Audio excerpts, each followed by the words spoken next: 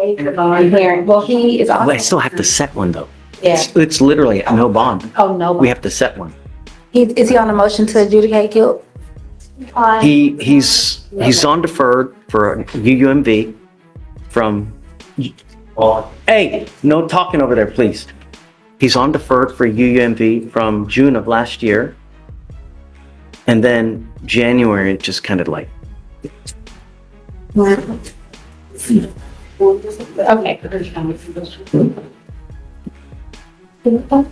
So is your last name Williams or is it McGee? Okay. But what's the name? Williams was my alias name that I got when I was 5. I was from 5 till I was like in middle school. I had to use that name going throughout school. So Zion Williams was my alias name going from since I was 5 till I was in middle school. But So what's your birth certificate say? Zion McGee.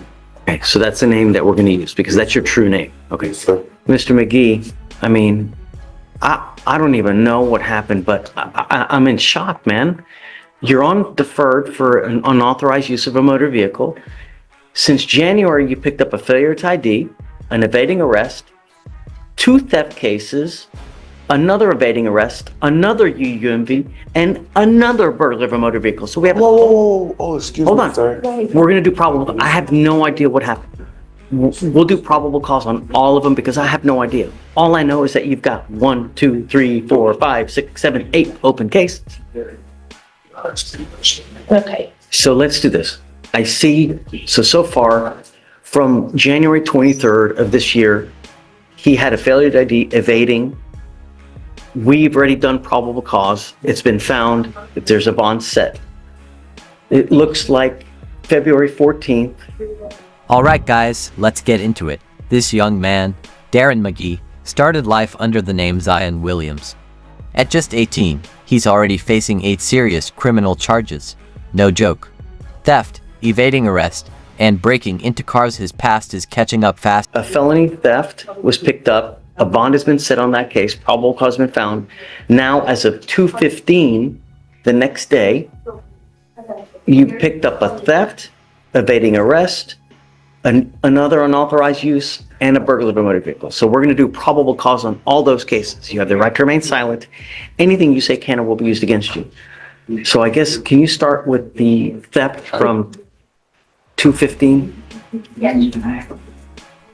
So in this case, you're facing up to 6 months in jail and or a $2,000 fine. On February 14th, 2025, officers were dispatched to 6955 Sam Houston Freeway regarding a shoplifter. The call note stated that a black male wearing blue jeans and a brown jacket was inside the store concealing items. The officer observed the defendant walking outside the location and through the parking lot. The officer attempted to make contact with the defendant, who then began to flee on foot. The defendant ran through the parking lot, maneuvering through motor vehicles. The officer was then able to catch up with the defendant and attempted to tackle the defendant to the ground. The defendant was able to slip away and continue to evade. The officer was able to tackle the defendant to the ground, but was still attempting to stand back up and get away. So the officer struck him one more time to gain compliance, and he evaded for approximately 50 yards.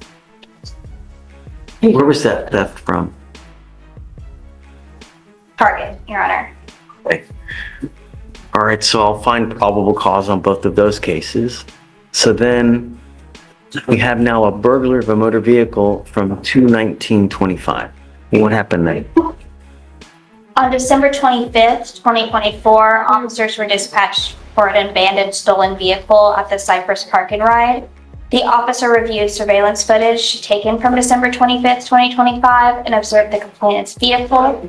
The officer identified a black male wearing a hoodie, blue jeans, and brown boots entering the vehicle.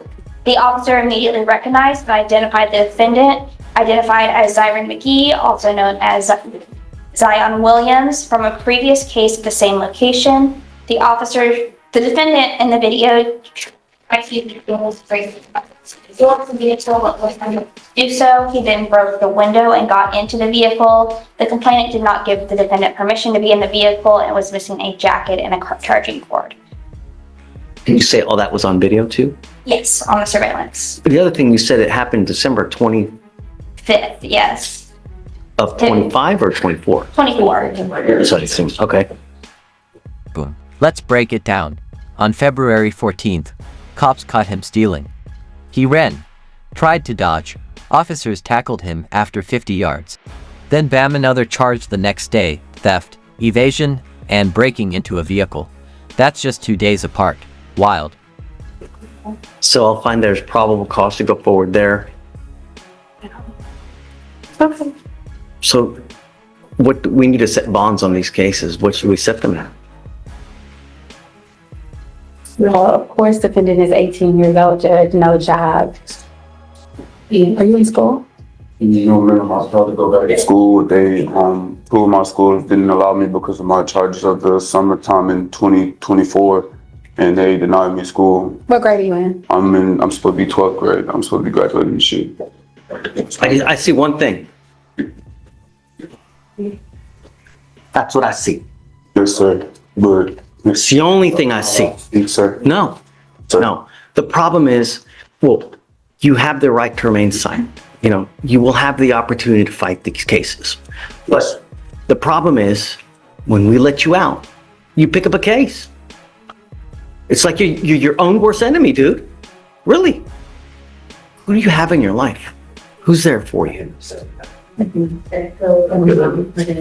do you have? Yeah, only people I got in my life is my big sister and my brothers and stuff, but we all separated type stuff. I keep trying to keep in touch. I'm trying to keep in contact with them. Other than that, on a day-to-day basis, I have two friends that I stay with, and I accompany my friend's father. You feel me? I accompany him on a day-to-day basis. Just, you feel me? Mr. McGee, you have to make a change before you get killed. You live in Texas, man. People like their guns and they like their cars. And I cannot tell you how many people get shot at and killed because they break into the... Just listen to them. I'm listening. I can talk. Yes, sir. You're trying to think of things to say and you're not listening. You know, I'm trying to give you pointers in life because the problem is you've probably never had someone in your life to tell you, hey man, straighten up and fly right before you land your ass in prison for the next 20 years. Yes, sir. Don't thank me. Don't, you know, you think that this is a game and it's not a game, Mr. McGee. You've got 8 open cases now. And the problem is that you cannot use your circumstances to justify the criminality, meaning that I know that you may have had a hard look in life. We are now here to help you, and I will try to help you in every way that I can. But the problem is that It gets worse. On Christmas Day, he was caught on video breaking into a stolen vehicle. Same parking spot as a past case. He smashed a window, grabbed stuff, and dipped. Cops recognized him right away. Like clockwork, another charge slammed down. Now, if I let you out, I don't think that you're going to listen to me. I don't think that you're going to do what you're supposed to do. So something's got to give. Either you're going to get a lengthy prison sentence, you're going to grow up in there with probably the wrong people trying to guide you. When you're out there in the free world, if you need help, we can always help you here. All you got to do is ask.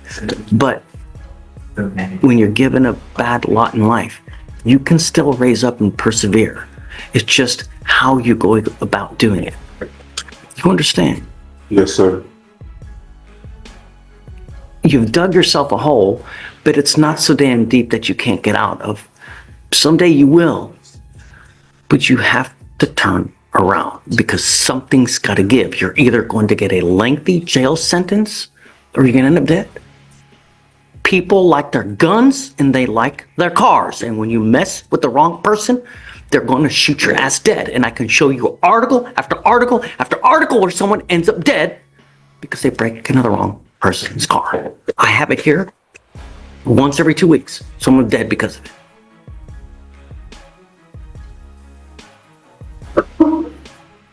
I would not let you out unless I know that you have a stable and trusting place to go to. Not a friend, not...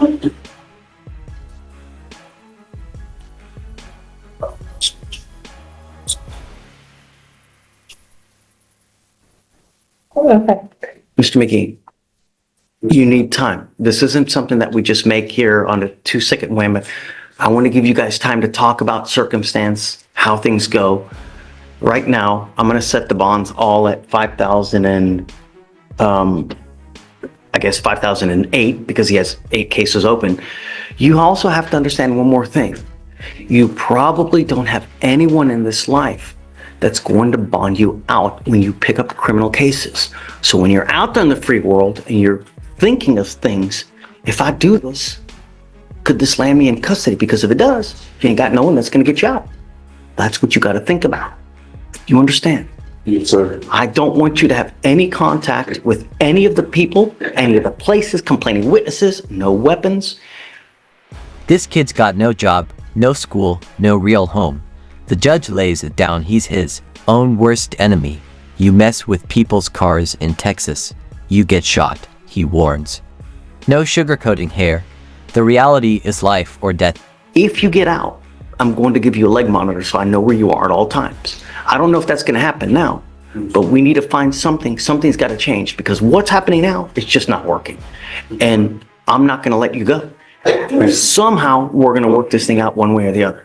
So I guess let's set it a week and then see what you can to find something stable. And then just let me know. If you can, we'll talk and we'll think. The problem is you still have the felony cases upstairs. So even if whatever we do, you still have a $20,000 bond on the felony theft. Is that a stolen car case? The M&J case was a stolen car. I don't know if the more recent one. No, there's another 2,500 there.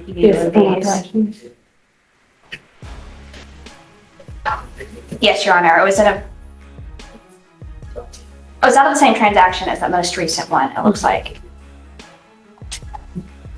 So yes, it was a stolen vehicle.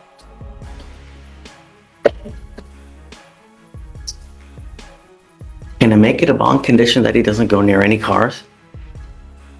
I don't think so. Your Honor, the state would be requesting Can't breathe the yes, air. Yeah, well, obviously, but the problem is I don't know where, to have a curfew, you need a place to go to. So that's one of the issues that we have, right? Judge, I'll verify he has a place to live in a week that he can stay to. It really sucks, man. It really does. I wish that things were different, Start listening to people, people who care, because that's the only way you're going to start getting help around here. Eventually you'll get out. If you ever need anything, we have cell phones, tablets, places for you to go, to eat. You want a job? I can get you a job. We have damn near anything that you could possibly want. All you have to do is ask. Guys, hey, I don't want you to talk here because we got a whole audience here. It's not good. We'll get you back there talking. Thank you, Judge. We'll work it one way or the other, but you're your own worst enemy, my friend. Yes, sir. It's got to stop. I will. Okay. All right. Thank you, Judge. Thank you. Yes. Next voice, final shot. The judge offers one last chance. $5,000 bond each for 8 charges. That's $40,000. No one's bailing him out. But he's told, ask for help, we got you. A cold truth. Change now, or end up dead or in prison. Period.